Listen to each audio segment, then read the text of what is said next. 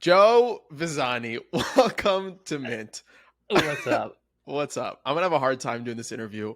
I feel like I'm gonna break character too much, but we'll How make it many happen. episodes have you done of this? I think we're approaching 160. 160 episodes. And out of those 160 episodes, who do you think was the best interview? So meaning like they're the best, everyone else slightly worse, or you probably don't care about those people. So like who was the number one?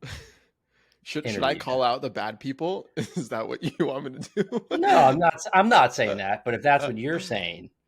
You know what? I think this is going to be the best interview. Okay. I'm convinced. No, people that I've really enjoyed conversations with. So early in the season, I had these two guys on. They barely spoke English, so it was hard, but their story was the most fascinating. They were these cyborgs that sort of experiment with their bodies, and they have like, one has an antenna that's like surgically implanted into his head, and he sells NFTs that give people access to the camera of his antenna so that they can manipulate his color vision at all times. Wow. And then his buddy has like a pacemaker, and he sold an NFT that gives people access to manipulate his heart rate at any given time. So that was probably like the most fascinating guest I've had on. Nobody is there like a standard deviation of like how high the heart rate could go? I mean, you can't. You could kill the guy. No, I don't know. But he had no limitation. That guy's wild. If he could, he's like, fuck it. He's like, fuck it. Just like hit me at 100 and 180. I trust the world. Yeah. But welcome to the podcast, a part of season 6. This feels a little formal yet informal. You're an OG in my podcasting days from Draper Gore and Home, doing blockchain and booze together, and now here we are. How you doing? I'm good, man, and thank you for having me. I apprate it. I mean, it's like, you know, I could be like 160 episodes. Now I'm on. Now you're on. I know. Now you had to go through 160 people. To get me on let's not go there. Let's just get into it. I loved starting with a quick intro. Okay, for those who aren't familiar with you, Joe, and your epicness and all the cool things you're doing at LunarCrush, give us a quick background. So I'm the CEO, co-founder of LunarCrush. LunarCrush is a social intelligence tool. So what we do is we aggregate all of the world's social media data that's crypto, NFT, and stock specific now. And we aggregate that over time so that people understand what do the communities look like across each of these projects or companies or communities or, you know, DAOs, whatever it may be. We try and help people and protect investors by giving them a little bit more intelligence and a little bit more research in a world where you know, sentiment and social has such a great impact on what's going on in the markets. We help people kind of dive deep into that. And so, you know, started it back in 2017, 2018, co-founders, John and Dan. And yeah, man, just been cranking ever since. So how did you actually get your start into crypto? Because I feel like you're an OG, you're as OG as it gets, at least from a 2017 perspective, but you've been a professional for a minute now. How did you get your transition into Web3? Yeah, I actually consider myself like almost like a second generation OG in a way where, I mean, I bought my first Bitcoin in January 2015, probably sold it in January 2015 at a loss. And, you know, just kind of found Bitcoin and just, you know, always looking for interesting industries popping up. And it's more about the people that were in and around the space at the time. You know, I played a lot of video games as a kid, but also, you know, worked in finance and have done a lot of things. And so I saw kind of this like weird crossover of kind of like just gamer type folks that I grew up with and that type of mentality, but also like a crossover with money and, you know, financial instruments in a way. And was like, what is going on over here? And, you know, I kind of consider myself an entrepreneur at heart, and, you know, was like, I need to start something. I need to do something in this space. You know, just too exciting. Too many people that I saw that I just respected, and, you know, or whether they were, you know, they were ultra risk takers or just wacky or just into kind of counterculture type things in a way. It felt like that in those early days. And, you know, I was all in.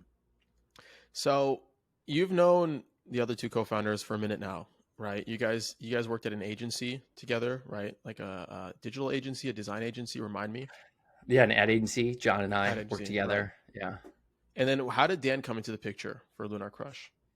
Dan and John had built a little like website building CMS company together. Like, and they built super fast websites, and it was, your agency could build sites very quickly, or consumers can build out sites. So they built a cool little app. It's called Blux. You can still make websites on there. Mm, And they had worked together on a couple other things prior to that. And so, yeah, man, just, they were friends. And so I knew Dan through John. And so John and I were got it. just kind of going back and forth on crypto craziness. We had a bunch of different ideas that we wanted to launch. And then we came up with kind of what we thought would be what LunarCrush turned into. And we just went to Dan and we're like, yo, do you think you could like pull this data and kind of get it together in a way that makes sense? And he's like, yeah, maybe I figured that out. And that's the beginning. And the rest is history. So Yeah.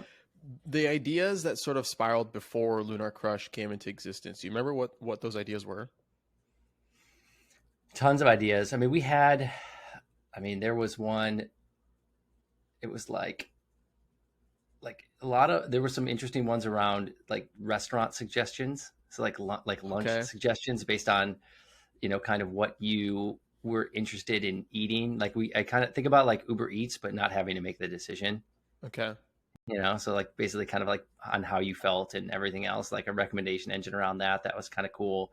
We had one that was kind of Lunar Crushy, which we're always kind of talking about, and we kind of have features in Lunar Crush with like influencers and everything that we have in there that kind of plays off this. But we really felt that any sort of talking head out there from a financial industry, so think like a CNBC or like Jim Cramer's of the world and everyone, these people are Hmm. constantly making calls out there of like, this is going to go up or this is going to go down, or here's my call right here. And then they can either delete those tweets or delete that Reddit post, or they can kind of move something. And so we kind of had, we wanted to create at one point a platform where it was kind of memorializing people's financial calls. And Mm, so we kind of always felt that there was this outsized return for attention for people that were, kind of clickbaity or like just pushing on hot button issues out there, like on a Twitter.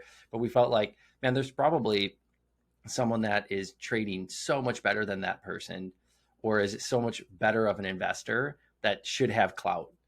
So we were going to say like there's a supply and demand issue there. So that's still something that we kind of think about a lot and can definitely play into what we do at Lunar Crush. But yeah, man, we had like we're constantly still coming up with ideas, but there's like 20 to 30 ideas at one point. We created like a decision matrix and just, weighted everything on what we thought was going to potentially right. go. And then, kind of you build what kind of fits into your talent too, and a time and Yeah. place. What's ready. Being early is the same thing as being wrong.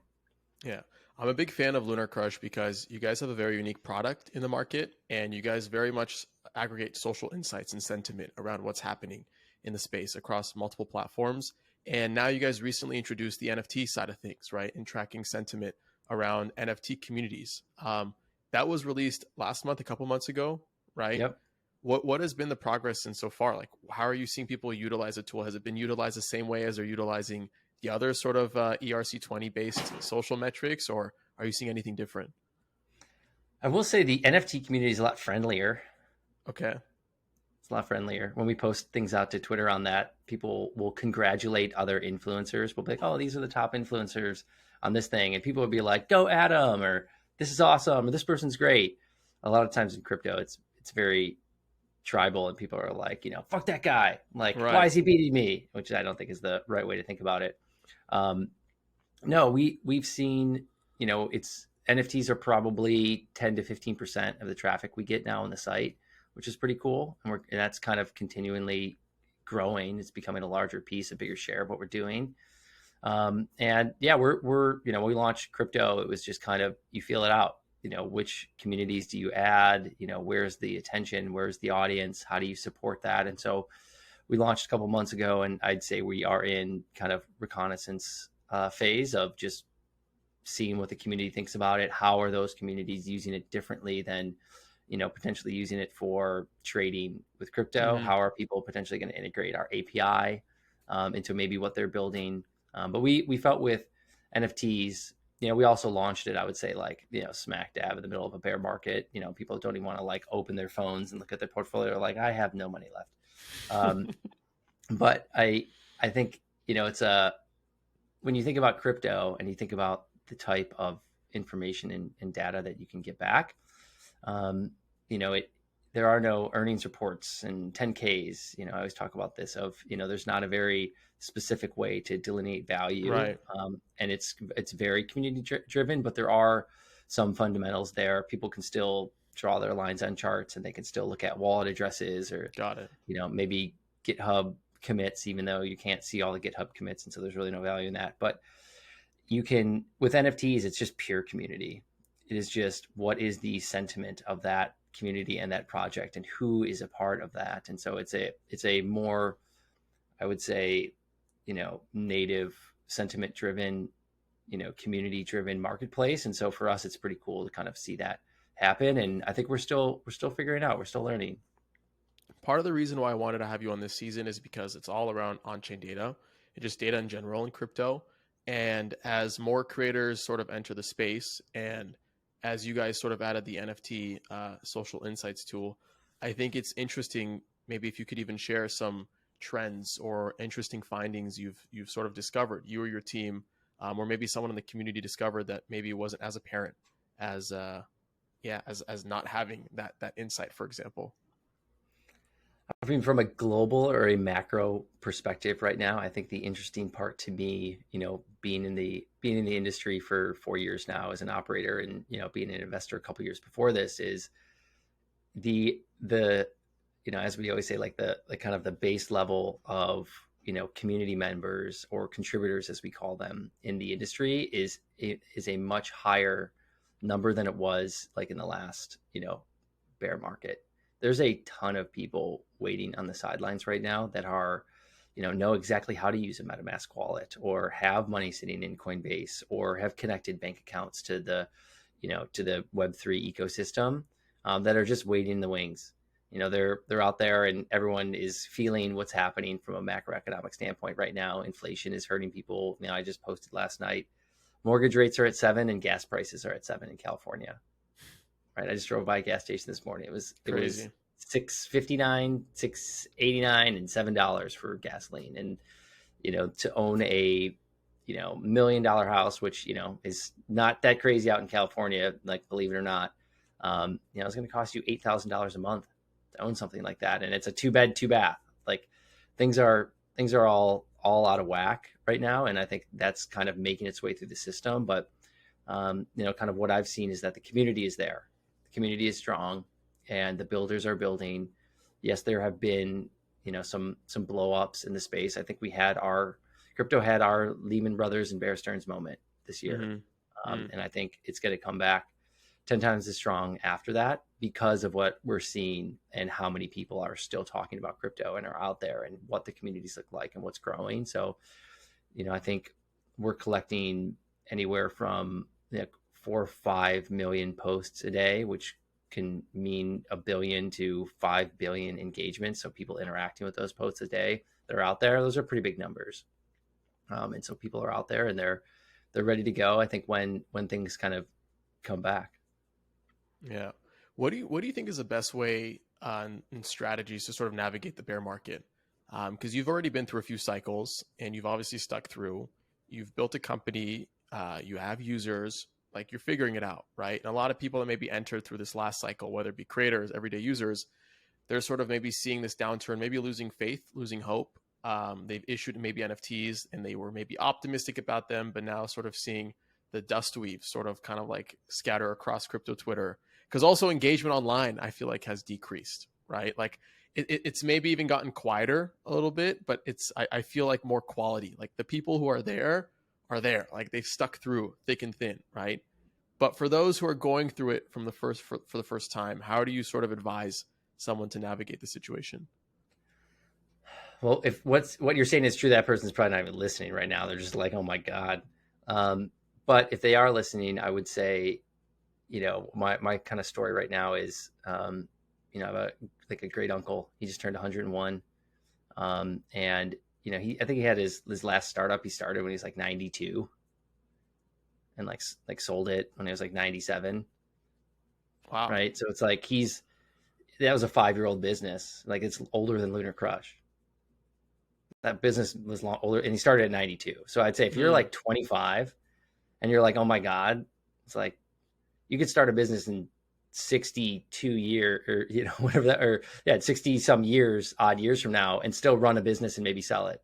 Like, the time horizon and the way that people are thinking about what's in front of their face versus what's happening 30, 40 years down the line is just outrageous right now. This is a long game. And I think even being through a couple of cycles, you just kind of get numb to it a little bit, and you just try to make the adjustments, and you kind of, as you get a little bit older, you kind of see around the corner just a little bit more, because you see a little bit of the signs, and history repeats itself to a degree. What do they say? History does not repeat itself, but it rhymes. Mm-hmm. Like, it's kind of, you kind of see some of those things. And so I'd say, man, if this is your first like bear cycle, I'd say like just be stoked that like NFTs even exist, and like you get to even be a part of that, and just go learn, right? Like, if you had to go, say you tried to do a startup, you had to go get a job for a little bit, go get a job for a little bit, enjoy that. And, maybe do a couple of things, especially if you're in your 20s, go travel, go figure things out. If you're highly obsessed and you need to be starting a company, you will be, and you're just going to naturally figure things out based on just the grind that you go through. So if your head's down and you're going to go do that, you're going to figure it out if you're curious enough, I would say. And so if you're an investor, you're someone out there that's just a community member and excited about what's going on in the industry, I'd say like just keep enjoying those communities and keep trying to add value where you can, keep carrying the industry forward, and then look for ways that you can go work for potentially companies that are still hiring in Web3 that, are, that way you can get the experience, because we will hit a day where, there will be a lot of people with enough experience in Web3 where that's not just a differentiator to say like, oh yeah, I love crypto, so that's like enough to get me a job there. It's like, you need to start kind of figuring out how the infrastructure works and get some experience. Yeah. And I think that sentiment applies whether you're starting a company, whether you're a creator starting a new project, minting NFTs, whatever the action may be, just sort of powering through, learning, trying to find a way to give back and not just take, right? In the bull market, a lot of people extracted value that didn't really get returned back into the ecosystem. And now everybody that sort of powered through is trying to find a way to still like build momentum, sell out a drop, but it needs to be done in a more strategic way, I feel like. And using LunarCrush, you can even kind of like figure out what those sentiments are. What the behavior is like, what the energy is like across crypto Twitter, amongst other platforms. I'm curious to hear your point of view on a recent trend that's sort of emerging in Web3 across crypto Twitter is Web3 social.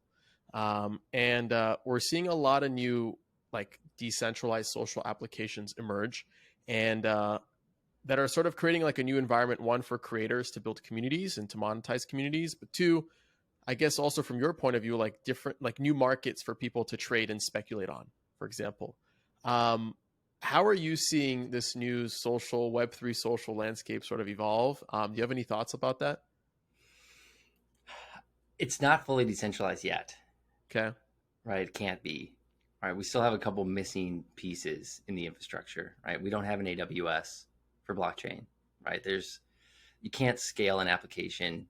Imagine like Instagram and like waiting for like the transaction, right? Like you're waiting. It's like, oh, I got to pay gas fee on this, or I have to have a wallet with something. It's like, it's just not possible yet. But there are these kind of blends, right? Like a Web 2.5, and a lot of stuff is like that, I would say. And so I would say, to the purists out there, they're just like, this isn't Web3, right? Which is interesting to think about. But I would say from a social perspective, there's a drive, right, for that, because people are nervous about their data, right? They're nervous about, trusting massive corporations because of the complexity of those massive corporations, right? Like, it's not necessarily like Facebook is evil. It's, how are the controls in place for the 300 to 400 potential admins at that company that are just, everyday people that are out there trying to live their lives, that make a salary And, even if Facebook's paying that person $500,000 a year, $1 million a year to be an admin of that, it's not a lot of money for someone else to come in and exploit holes, right? And so how do you have those controls in place? It's like you can't. And so I think, or it hasn't been solved completely yet. And so I think that the consumer out there is just, they want their data. I mean, you see it in all the privacy commercials. I think Apple's trying to own privacy, and now Google's trying to own security. Like, they're picking different words that mean kind of the same thing because they want it. Google's like, hey, we're going to keep all your passwords secure, right? That's like their ad right now. And Apple's all about like privacy and creating masked emails. And there's this shift there, and everyone's trying to get out ahead of that. It's such bullshit though, because this whole marketing scheme on security and privacy, and the reason why we have data exploitation and sort of like surveillance, is because they all started on these hardware devices. Like, they enabled that, right? And the level of access and security that they kind of granted, and the features that platforms were able to build alongside on iOS, whatever, Android, like, they were the reason, like, they were the foundation as to why these exploits happened, right? And why we're sort of like in this new revolution of decentralization, of interoperability, of data ownership, of network ownership, right? These are ethoses and values that didn't exist, I guess, like maybe 10 years ago when a lot of this stuff was brewing. But now you're starting to see the consumer mindset shift, and there's a reason why they're targeting all these new marketing campaigns towards the consumer, because now people care about that stuff, which I think is a very bullish signal for Web3. Yeah, I mean, that's where it was going with, is that's why I think people want that, right? They want to own their data. And there's a massive opportunity that's being missed right now from a machine learning and an AI standpoint around your data, right? Because like, this is why encryption is so important, and this is why owning your own data is so important. It's because it's yours, right? But it's what it could potentially unlock, right? Imagine if, I had this camera open all day, and this camera, and maybe I had a watch on, or I had some glasses on that actually got my blood pressure, right? Not just my heart rate, which I actually just talked to an amazing company at going through a Techstars program that's doing that, where you now have my blood pressure, you now have a computer vision on my face, and I'm working all day. And between the two of those, it's now picking up, hey, it knows that my blood pressure is going up at this point in time. It knows that maybe I'm like, my face, I'm squinting, or I'm doing these things, I'm upset. And I can get, if you're in the zone, or you're focused, or you're doing something, you can get a notification that says, hey, it looks like you should take a break, right? Your blood pressure is now going up, right? You look like you're upset, right? Like if you're driving a vehicle, right, and it looks like you're tired, or, a baby's crying in the backseat, or people, God forbid, leave a baby in the backseat. Like, that does happen, which is crazy to think about. But I don't want some company having all that data, or something that's crazy as like, hey, what if you want to walk naked around your house all day, and like, hey, it's like, hey, it looks like you have added a couple of pounds, right? Or whatever else it may be. I don't want someone else having that data. I don't want 400 engineers at Amazon, Google.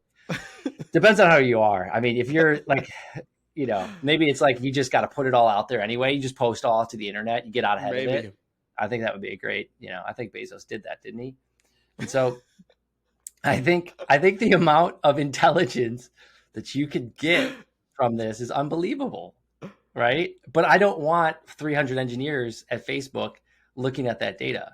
I don't want 300 engineers, wherever else it may be, having access to that. And so, this is where I think the rub is for Web3 is, can we get to a spot where I do have full autonomy over that data? It is encrypted to a level that is not breakable, right? Like, quantum computing is potentially coming here. And how do you find things that are quantum resistant now? People are talking about, it's crazy that we're even talking about some of these things, but it's out there.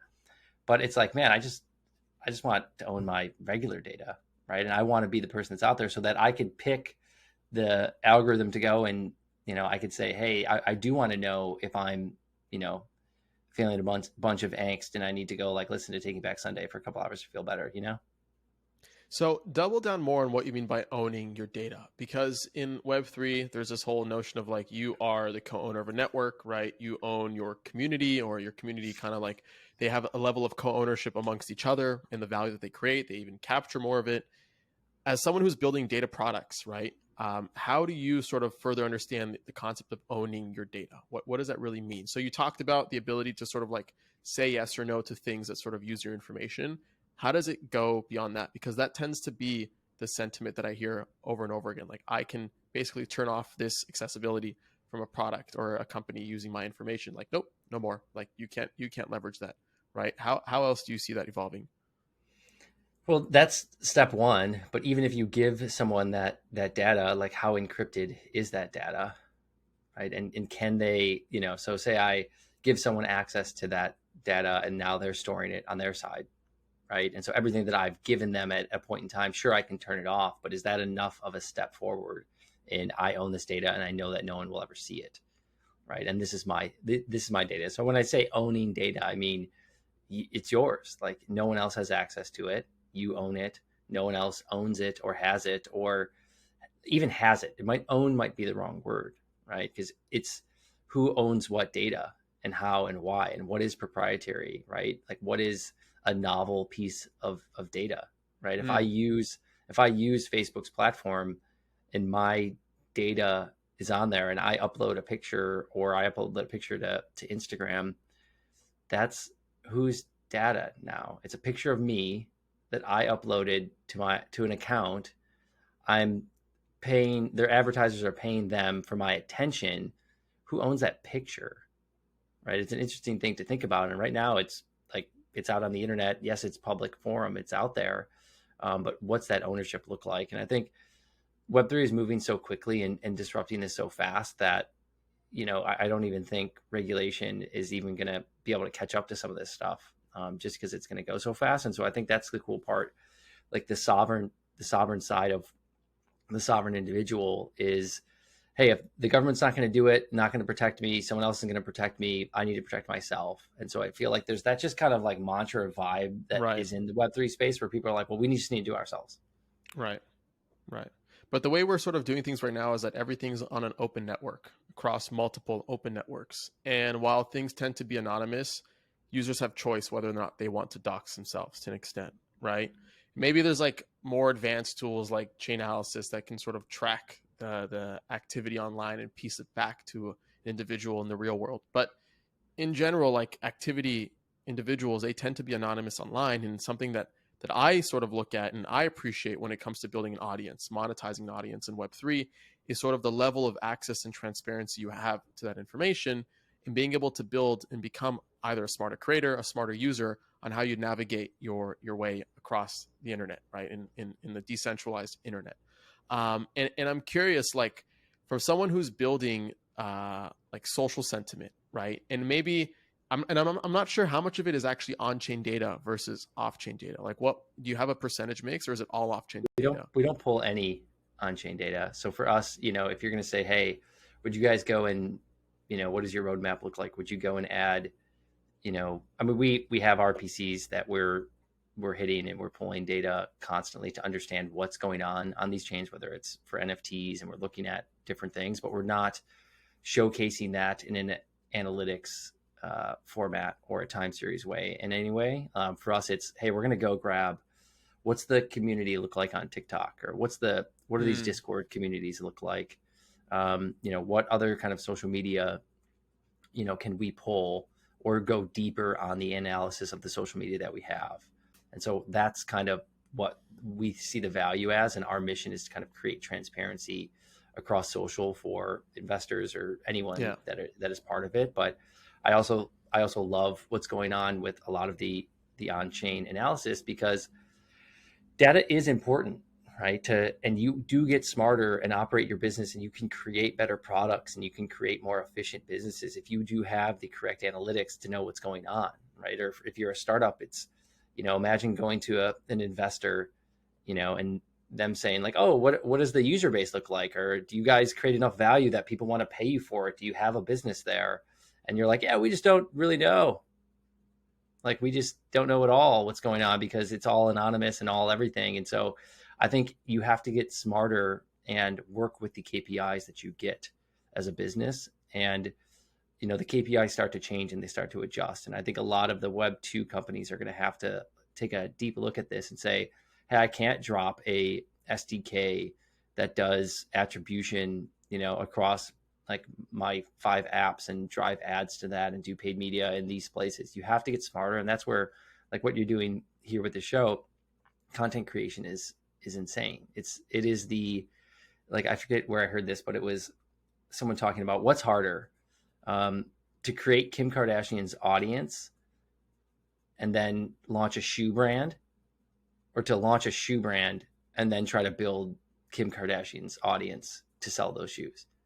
It's impossible to build Kim Kardashian's audience, right? And so it's like, a shoe's a dime a dozen, right? So it's like these content creators and the media is changing. And so it's so impactful and so important to go down that route, because it's also your built-in organic audience that's going to drive the brand. It's going to drive that affinity. And the faster people can figure that out, I think the better. And there's this point in time where someone's an influencer and then it's like a brand, right? And you can tell the different way that those people create content, right? Like when you see a tweet from Nike versus, a tweet from a NFT influencer, right? The Nike thing is like, oh, we created this spot, or we created this thing, and here's how we want you to feel about what's going on.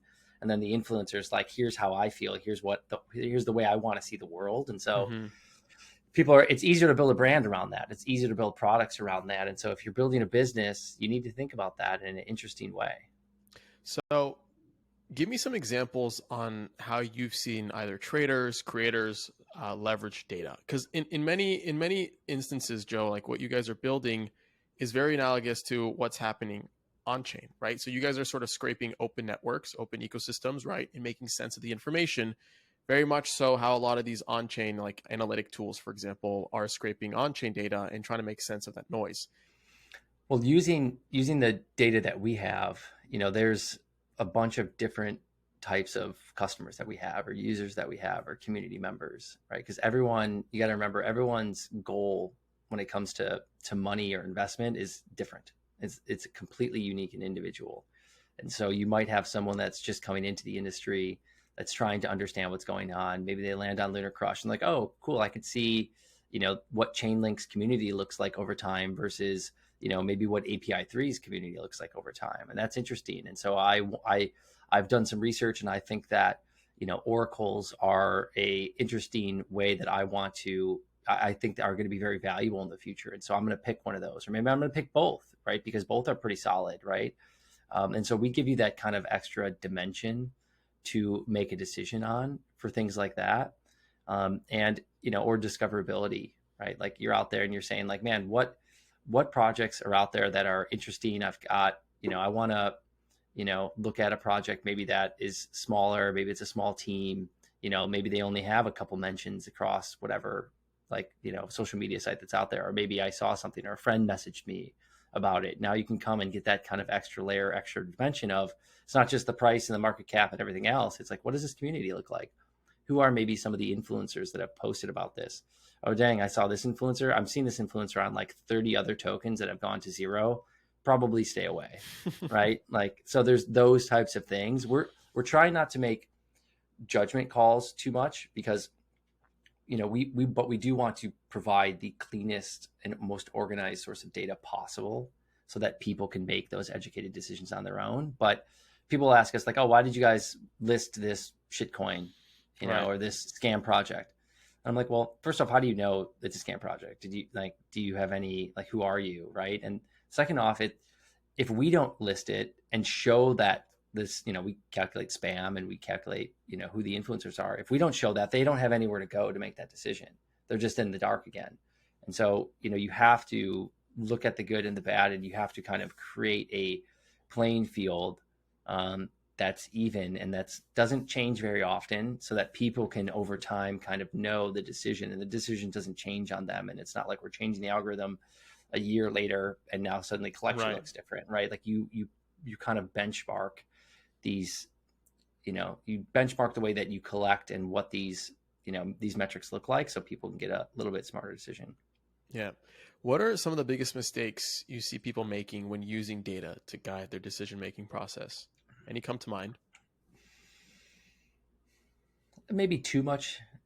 They're relying too much on the data, and they're not going a little bit with what their intuition is. Okay. I see it as, I forget if it was like Base Camp or something. I think his name's Jason Friedberg, maybe Friedman, and he was talking about. I mean, they never took VC money, um, and they didn't really even have like KPIs. They probably had some KPIs where like, hey, how much money did we make this month? Is it more than we had to pay? But it was very light touch. I think when it came to roadmap and tons and tons and tons of user testing, I would say, and like, oh, we need to, A, B, C, D test this color on the homepage, right? It's like, no, you don't. Like, you don't need to A, B, C, D test that and have a designer just like hate their life while they work for you, creating like A, B tests for like in perpetuity. So I think sometimes too much data is maybe a burden. I think it's finding a KPI that's so valuable that you don't even want to tell anyone what that KPI is, and boiling that down to one or two things that you think really impact your business or really impact your investing strategy. Find what works for you. Everyone's risk tolerance is different. I'm sure you got people aping into crazy projects All that are sorts coming of out, and stuff. Yeah. they're just like, you know what, like, and like, those people are a little sadistic, right? It's like almost being addicted to gambling. Like, they want to go to zero, Mm-hmm. right? They need to get there. There's a little bit of that. So if you have a friend like that, like, maybe, send it. There's a 1-800 number to send them. But I think it's more about finding what works for you, what's your risk tolerance, and then kind of working your way out from there, because trading is very difficult. It's very hard. Even like investing can be seen as trading in a way. Mm-hmm. First off, it's like, what's in your funnel, right? What are you actually seeing, right? Like, if you're coming onto and you're a VC and you're going to launch a fund, it's like, do you just think you're going to get like the best deal flow? You think Uber's just going to walk in your front door? Like, no, it's not. So there's a time period to understanding, are you seeing, and do you have enough purview? Do you have enough time to dedicate to it? I think for the most part, I think most people probably don't.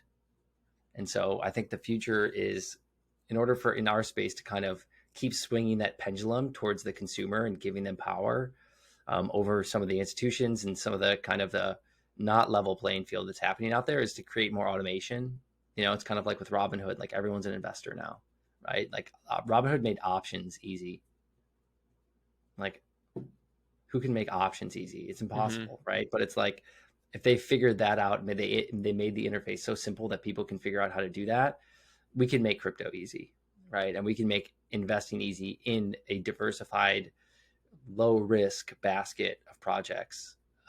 We can make that happen. And I think that's another piece. I think I saw Michael Saylor post something about, he was like, oh, Bitcoin's up 86% in the last 2 years. And then like Google, Apple, blah, blah, blah, all these things were down, right? All these equities were down.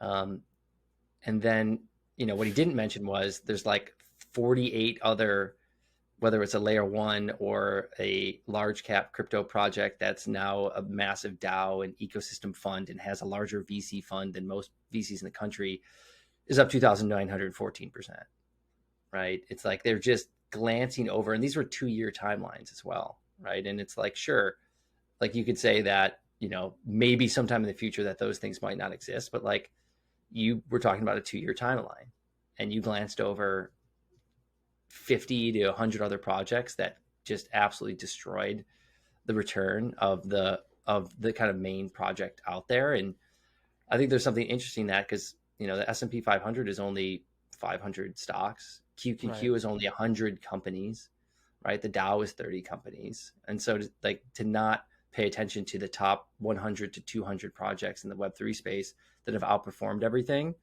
even if there were only 250 crypto projects going forward, that's still a massive piece of the market. Everyone's like, oh, tens of thousands go to zero. Well, so do tens of thousands of companies go to zero every year. People start lots of pizza shops and they don't make it. And so I think it's, people just are, they're not, their perspective is so skewed because of what, their feed looks like, their individual feed. And my new thing now is, don't trust your feed, right? Like, I just told you there are like 5 million I just posts. saw you tweet that. Yeah.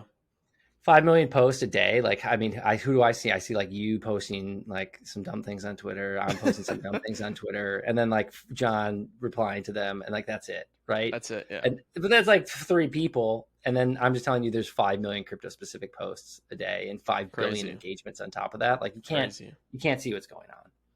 Crazy. Wild. As we continue our path down the bear market, Joe, what's on your radar? What are you looking forward to? Any new topics, any new sort of primitives, ideas, communities, chill it away. Like, I'm curious to get some alpha because you're so close to the data. What are you saying? The bear market's going to continue? You're saying we're going down? I think maybe it's over today. Whether it's down or not, it's like it's still walking forward. That's how I sort of see it. It's like it's not going up yet. It's not going further down, but it's sort of steady. And the tide may sort of continue at that pace for a minute. Okay. September 27th, that's Adam's call in the market. Yes. 2022. Yeah, I think we've got a lot of uncertainty still out there. I do think that the worst of at least the major kind of news from crypto is kind of we're through the woods on a lot of that.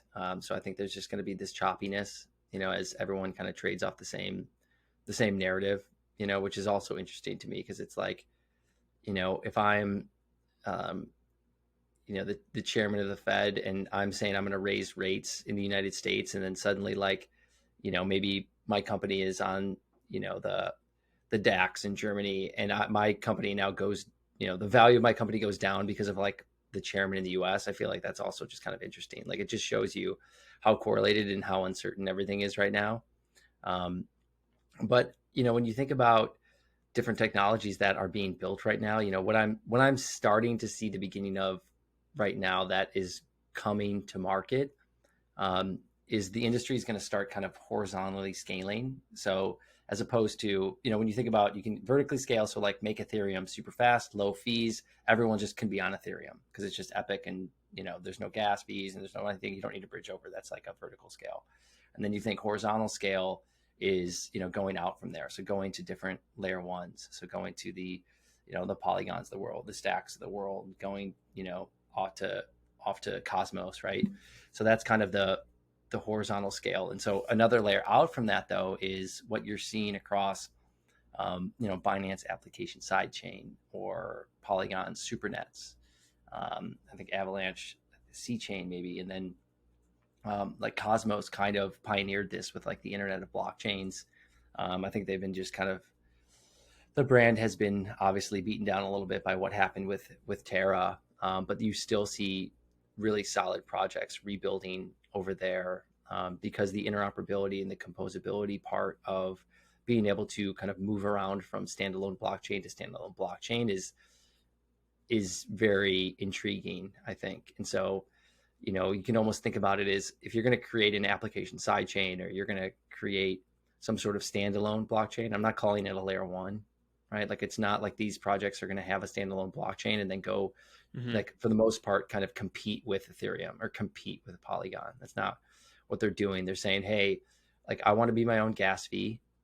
And I think that the transaction speed and the decentralization is great enough that that's kind of the trade-off, right? So almost think about spinning up like a test net on Ethereum, and you've got 6 to 8 nodes or whatever you have. And now imagine that being its own standalone blockchain that you build your own application on. And, you could kind of bridge back and forth to whatever kind of chain or ecosystem that you need to. But for whatever the specific purpose is of your application, you are spinning something up. You're spinning a couple of nodes up for that specifically.